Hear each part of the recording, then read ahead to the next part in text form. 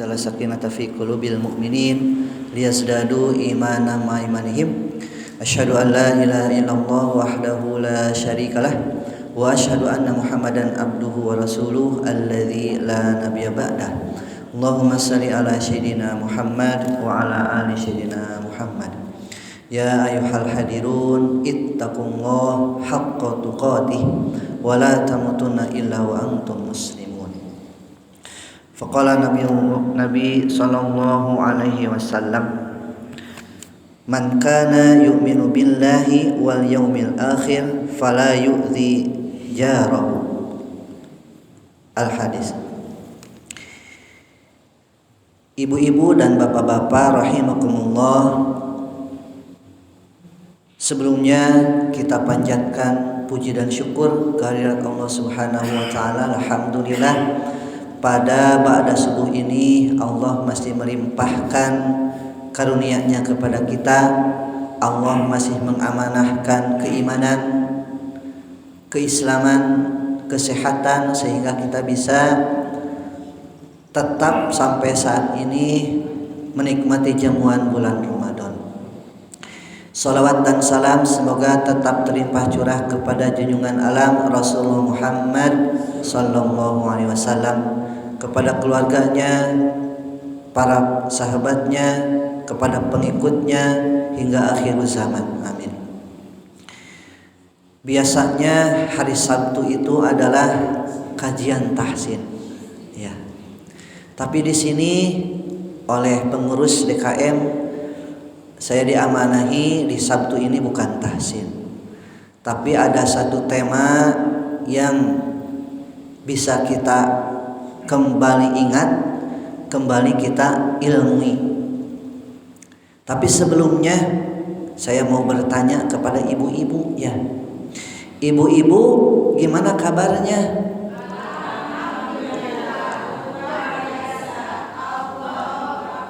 Masya Allah, ya.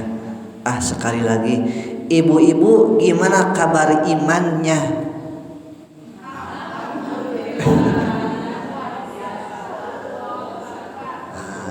Kalau Ramadan mah imannya meningkat, begitu ya. Nah, jangan lupa juga bapak-bapak ditanya karena ada, ya. Bapak-bapak gimana kabarnya? Masya Allah, ya. Bapak-bapak ternyata terlihat kurang kompak. Jaral haul, ya. Ada yang nyerande, ada yang di tengah. Ibu-ibu mah kompak begitu, ya. Rapi.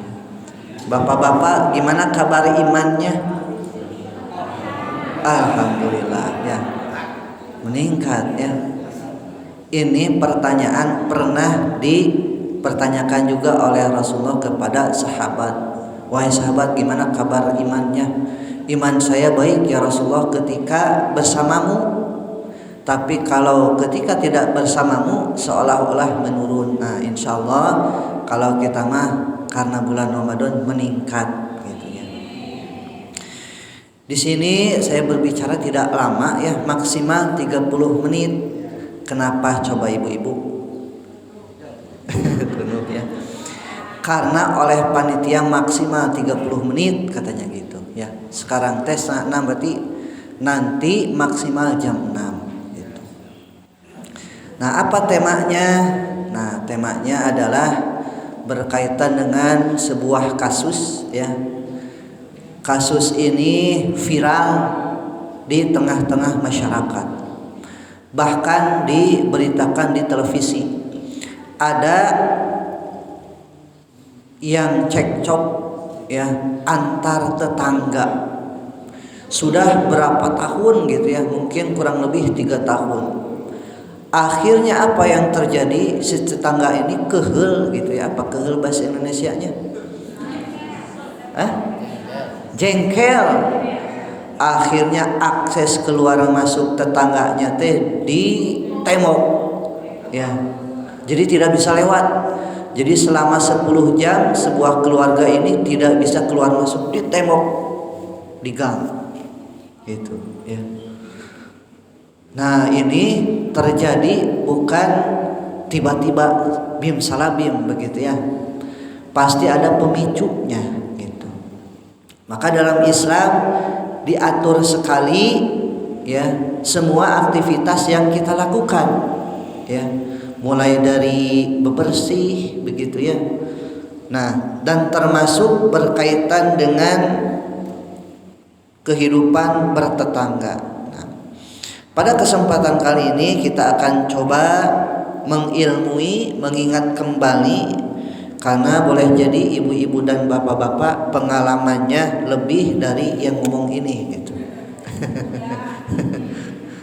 Masih anak kemarin gitu kalau saya mah ya. Nah, tema yang diberikan oleh panitia pengurus adalah cara bertetangga dalam Islam ya. Apa cara ibu-ibu? Nah, cara bertetangga dalam Islam. Allah Subhanahu wa taala berfirman di dalam surat An-Nisa yang tadi kita baca, langsung artinya saja. Dan sembahlah Allah dan janganlah kamu mempersekutukannya satu, dan berbuat baiklah kepada kedua orang tua, dua, karib kerabat, anak-anak yatim, orang-orang miskin. Nah, terus di sini ada tetangga dekat dan tetangga jauh, teman sejawat, ibnu sabil dan hamba sahaya yang kamu miliki. Sungguh Allah tidak menyukai orang yang sombong dan membanggakan diri. Nah, di situ ada berkaitan dengan bagaimana kita bertetangga. Bahkan di dalam hadis disebutkan, man kana yu'minu billahi wal yaumil akhir fala yu'zi jarahu. Barang siapa beriman kepada Allah dan hari akhir, janganlah menyakiti tetangganya. Hadis riwayat Bukhari dan Muslim. Lantas apa yang mesti kita ilmui berkaitan dengan bertetangga ini? Tentunya kita perlu tahu adab-adab bertetangga begitu ya. Nah, maka kita dalam waktu singkat ini akan sama-sama membahas terkait bagaimana adab bertetangga dalam Islam. Saya akan sampaikan 4 saja karena sangat banyak adab-adabnya ini ya.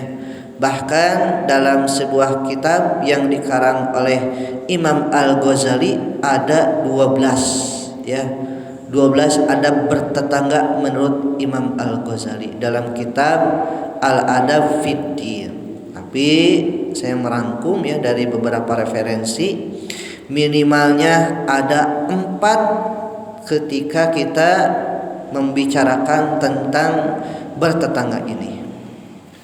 Yang pertama, ketika kita bertetangga adalah satu, tidak menyakiti tetangga gitu ya.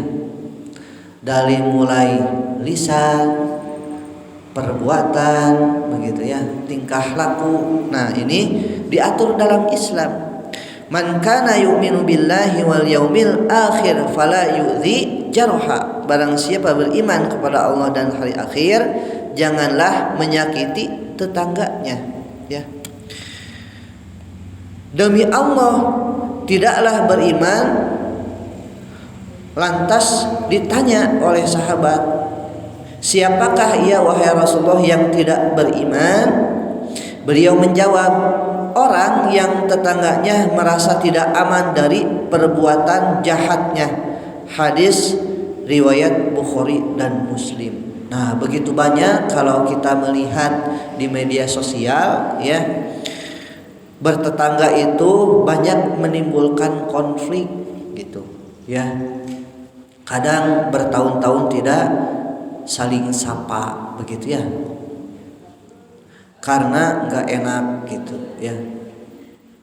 Parkir misalnya sembarangan, tiba-tiba parkir di depan rumah kita gitu kan ya. Jadi mau keluar teh susah. Ayo mobil sahada abi mah tacan meser mobil gitu kan. Ternyata mobil tetangga nggak bilang tidak apa, langsung parkir saja begitu ya. Nah, maka di sini diatur tidak menyakiti tetangga gitu ya. Terus yang kedua adalah memperlakukan tetangga dengan sebaik-baiknya, ya. Bahkan para ulama mengajarkan kalau misalnya bertemu maka memberikan salam, assalamualaikum gitu, ya. Atau pas ketemu ditanya mau kemana, balik ke pasar misalnya gitu ya. Tapi pertanyaannya jangan nyambung, ibu-ibu ya. Ibu bade ka mana? Bade ka pasar, bade meser naon misalnya gitu. Meser bawang, keur naon misalnya Pak. Buat apa gitu ya? Buat buat masak gitu ya. Nah, buat masak. Nah, jangan ya. Jangan memanjang itu jadi kalau sudah pika keheuleuh atuh teu jadi-jadi ya pasar teh. Gitu ya. Itu yang kedua, jadi memperlakukan tetangga dengan sebaik-baiknya, ya. Bahkan ciri orang muslim itu adalah bagaimana dia menjaga lisannya dan kedua tangannya dari menyakiti orang lain, begitu ya. Terutama tetangga, itu yang kedua. Yang ketiga adalah berbagi dan tidak meremehkan pemberian. Ya kan kalau ibu-ibu mah suka saling memberi ya, ngasih makanan, ngasih apa. Nah, dalam Islam dilarang. Mere teh mun disakedikeun gitu ya. Abi mah da sok masihan teh sok seueur tapi manehna mah mun disakedik. Nah, itu jangan dipersoalkan gitu ya. Nah, jadi berbagi dan tidak meremehkan pemberian. Dalam hadis disebutkan, ya nisaul muslimin la takhiruna jaratun li jaratiha walau firsi nasah. Wahai para istri kaum muslimin, jangan sampai seorang tetangga meremehkan pemberian tetangganya meski hanya kaki kambing. Hadis Bukhari dan Muslim, begitu ya. Naon cenah masih ante meni kaki kambing hungkul misalnya gitu ya. Tapi itu adalah kebaikan. Itu yang ketiga itu ya.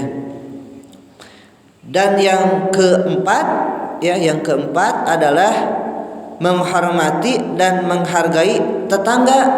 Ya, apabila misalnya kita teh mau pindah, mau dijual rumahnya, maka hal yang baik adalah menawarkan ke tetangga dulu, bilih bade dipeser ieu bumi mangga misalnya gitu ya, ke tetangga dulu. Kalau tetangganya misalnya menolak, maka baru ke orang lain, begitu.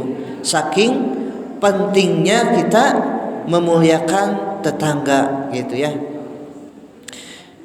Bahkan berdasarkan hadis Rasulullah, barang siapa memiliki tetangga yang temboknya menempel dengan rumahnya atau yang satu rumah dengannya secara bersamaan, janganlah menjual rumah itu sebelum menawarkan kepadanya terlebih dahulu. Hadis riwayat Al-Hakim. Nah, jadi pentingnya itu sangat penting dalam bertetangga, begitu ya. Lantas ketika bertetangga itu biasanya akan timbul konflik, ibu bapak rahimakumullah ya. Lantas apa yang perlu kita lakukan? Nah, maka kita harus ada punya sifat berlemah lembut, begitu ya. Karena Rasulullah itu berlemah lembut ya, mengajarkan kelemah lembutan ya.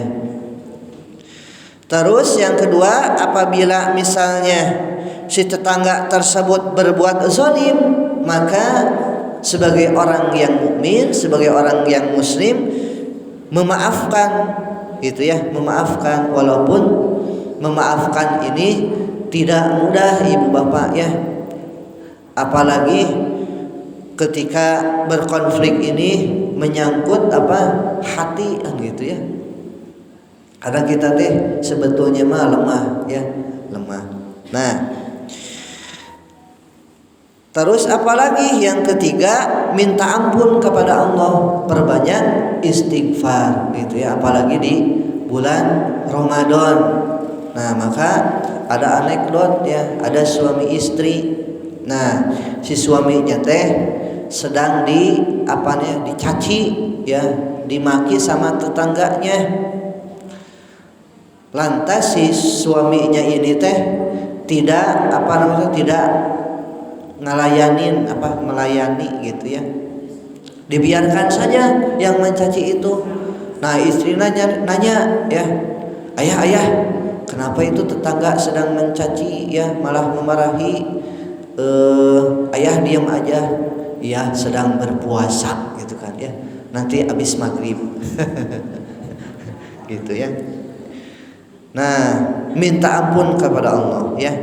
Terus yang keempat, nah kalau ketika berkonflik maka ada musyawarah. Makanya di setiap penduduk gitu ya ada yang dinamakan RT. Nah, ini tugas RT ini kalau boleh dibilang sulit ya. Kenapa sulit ibu-ibu? Jadi RT karena harus merukunkan tetangga gitu ya.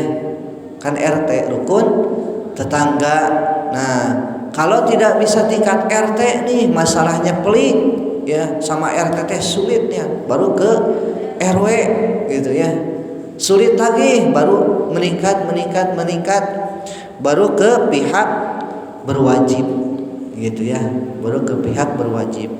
Dan yang kelima adalah bertawakal kepada Allah ya. Jadi menyerahkan ketika sudah kita berlemah lembut sudah, berusaha memaafkan sudah, selalu beristighfar, bermusyawarah sudah, bertawakal. Karena kadang-kali ya ketika berkonflik misalnya tetangga kita teh sulit diatur, berarti akhirnya kita bertawakal dan sabar begitu ya. Itulah 5 arahan ketika kita bertetangga dan ada konflik gitu ya. Bahkan dalam Islam juga diajarkan ketika misalnya ibu bapak punya acara dan acaranya itu tidak dilakukan di gedung ya, tapi di rumah, maka hal yang pertama yang perlu ya dilakukan adalah bagaimana kita itu meminta izin ya kepada tetangga. Ibu, bapak, punten saya teh mau mengadakan misalnya hajatan. Nah, diizinkan tidak ya? Ya biasanya ke Pak RT ya, ke Pak RT gimana gitu. Kalau tidak diizinkan berarti ya sudah ya, harus nyewa gedung wayahna. Wayahna ya. Tapi kalau di Molong insya Allah mengizinkan dah, orang-orangnya penduduknya solihah insya Allah ya. Balalager orang Molong mah. Saya pas ketika datang ke Molong sudah merasakan kebagerannya gitu ya. Apalagi RT 5, karena kan saya di RT 5 nih. Nah, balalager ibu-ibu teh ya. Jadi saling ketika hajat teh masak gitu kan bareng. Bahkan panitianya juga ibu-ibu waktu pas saat itu saya nikah gitu ya. Intermezzo ya tahu. Gitu ya. Nah, minta izin gitu ya. Selain minta izin, kita juga harus memerlukan atau memikirkan akses jalan ya.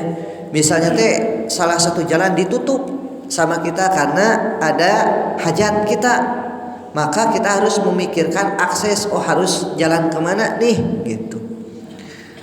Atau misalnya si jalan itu satu-satunya, berarti harus jangan ditutup semua ya, maksimal setengahnya biar ada akses jalan gitu ya. Jadi jangan ada alasan misalnya baiklah udah cuma 1 hari ini baik tutup ya gitu. Tidak, tapi memikirkan kemaslahatan bagi banyak pihak gitu ya. Perlu dikomunikasikan seperti itu ya. Nah, terakhir sebagai penutup ada seorang salafus solih. Salafus solih ini terkenal orang soleh ya. Nah, setiap hari rumahnya teh bocor ya. Rumahnya teh bocor. Nah, pas ketika ditelisik ternyata kebocorannya itu dari tetangganya. Wallahu alam apakah bagaimana begitu ya. Nah, orang solih ini bersabar selama berpuluh-puluh tahun gitu ya, sabar saja sampai meninggal gitu ya, meninggal saja. Nah, si tetangganya teh takjiah, pas takjiah kenapa rumah si orang solih ini teh bocor begitu ya. Ternyata pas ketika ditelisik dari rumah si orang kaya ini yang bertakjiah sudah berpuluh-puluh tahun ya, tidak komplain orang solih ini teh. Lantas orang yang takjiah ini, orang kaya ini gitu ya, meminta maaflah kepada keluarganya karena sudah bertahun-tahun ternyata yang bocor itu berasal dari WC rumah tetangganya. Karena kan rumah tetangganya mah rada tinggi, orang solih ini mah biasa gitu ya. Nah, ini pelajarannya apa? Pelajaran orang solih ini sabar begitu ya. Dan saat itu kenapa tidak menasehati orang solih ini pas ketika ditelisik? Ternyata orang kaya ini kalau boleh dibilang mah punya sifat bebal. Apa bebal teh Bu? Keras, jadi susah dinasehati gitu ya. Kalau dinasehati ngambek, kalau dinasehati bawa-bawa hukum. Nah, maka pas ketika orang soleh ini meninggal gitu ya, akhirnya orang kaya ini apa? Menjadi taubat gitu ya. Kan banyak gitu ya kisah-kisah orang soleh, bahkan Rasulullah juga mengajarkan ketika dengan orang lain, bahkan tetangga jauh gitu ya. Kan ada tetangga jauh, ada tetangga dekat ya. Rasulullah pernah punya kebiasaan, bukan pernah ya, punya kebiasaan itu kalau misalnya sehabis aktivitas suka ke pasar gitu kan ya. Nah, terus suka menyuapi seorang Yahudi, yang orang kafir yang dia itu tidak bisa melihat gitu ya. Kalau kita sebut apa? Buta ya, tapi bukan buta orang Sunda ya. Buta orang Sunda mah apa? Juri gitu. Nah, tiap hari disuapi karena lumpuh gitu ya, karena lumpuh. Tapi uniknya si orang Yahudi kafir ini selalu ngomongin jelek tentang Rasul, padahal yang diajak bicaranya itu adalah Rasul ya. Digoreng, wah ini mah Rasul Muhammad mah majnun, Muhammad mah orang gila dan lain sebagainya. Alkisah singkatnya, Rasulullah dipanggil oleh Allah, diteruskan oleh Abu Bakar. Baru juga beberapa suap begitu ya, digantikan oleh Abu Bakar. Ternyata orang buta ini merasakan perbedaan. Sebelumnya mah lemah lembut begitu ya. Akhirnya protes, kamu mah bukan orang yang biasanya ya. Mudah-mudahan kamu mah mengikuti. Lantas biasa orang Yahudi ini teh ngomongin Rasul kejelekannya. Akhirnya apa? Abu Bakar kehel gitu ya, diceritakan, tahu nggak kamu siapa yang memberikanmu makanan tiap hari? Itulah Rasulullah. Akhirnya apa yang terjadi? Orang kafir ini masuk Islam ya, setelah berpuluh-puluh tahun menjelekan Rasulullah Shallallahu Alaihi Wasallam ya. Itu saja barangkali yang bisa disampaikan. Oh ya, sekilas tentang 12 adab. Kalau tadi makan 4 ya. Nah, 1 apa Bu? Tidak menyakiti tetangga. 2 apa Pak? Memperlakukan tetangga dengan sebaik-baiknya. 3, berbagi dan tidak meremehkan pemberian. Yang 4, menghormati dan menghargai tetangga. Ya, itu 4. Kalau mau lebih jelasnya mangga bisa dibaca ya terkait 12 adab tetangga sekilas ya. 12 adab bertetangga menurut Imam Al-Ghazali, pertama mendahului menyampaikan salam, assalamualaikum gitu ya. Kedua, tidak lama-lama berbicara ya. Kenapa? Karena kalau berbicara lama-lama bisa jadi ghibah ibu-ibu ya. Jadi ngomongkeun batur ya. Tidak banyak bertanya ya, tadi yang kita bahas ya. Kalau banyak bertanya jadi nanti kesel gitu ya. Keempat, menjenguk yang sakit. Nah, ibu-ibu kalau di sini mah insyaallah ya, kalau ada yang sakit breng gitu ya ibu-ibu teh. Bapak-bapak juga sama dari masjid sama Pak Kiai Haji Dani kemana gitu kalau sakit teh ya dijenguk. Terus berbelasungkawa, kelima itu ya, kepada yang tertimpa musibah. Keenam, ikut bergembira atas kegembiraannya. Ketika tetangga kita mendapatkan kegembiraan ya, anaknya misalnya sudah wisuda, rumahnya jadi bagus, misalnya punya mobil, maka kita harus bergembira, jangan sampai dengki ya. Jangan ada kisah tetangga beli mobil ya, maka kita malah pusing, jangan ya, karena tidak ikut bayar ya. Terus berikutnya yang ketujuh, berbicara dengan lembut kepada anak tetangga dan pembantunya. Nah ini juga diatur ya, kepada anaknya tetangga, kepada pembantunya gitu ya. Kedelapan, memaafkan kesalahan ucap, karena kita mah lisan ini terkadang tidak terkontrol, maka memaafkan. Kesembilan, menegur secara halus gitu ya. Bahkan kalau dalam Islam itu ketika mau memberikan nasihat bukan di depan umum, tapi dipanggil, neng begini gitu ya, begini begitu ya. Jangan sampai ditegur misalnya di depan banyak orang, eta kamu tidak benar ya, memakai peci misalnya teh eta ya, kayak gitu ya, itu tidak beradab gitu ya, dalam Islam dilarang begitu ya. Memunculkan meinikan mata yang menjaga mata ya, biasanya laki-laki ini mah ya. Memberikan pertolongan ketika diperlukan. Nah, ini juga ya. Tidak terus-menerus memandang ya. Nah, jadi ngalikeun dekat tetangga teh nuju naon ya. Itu jangan ya. Itu ya, mudah-mudahan bermanfaat. Mohon maaf apabila banyak kekurangan. Wassalamualaikum warahmatullahi wabarakatuh.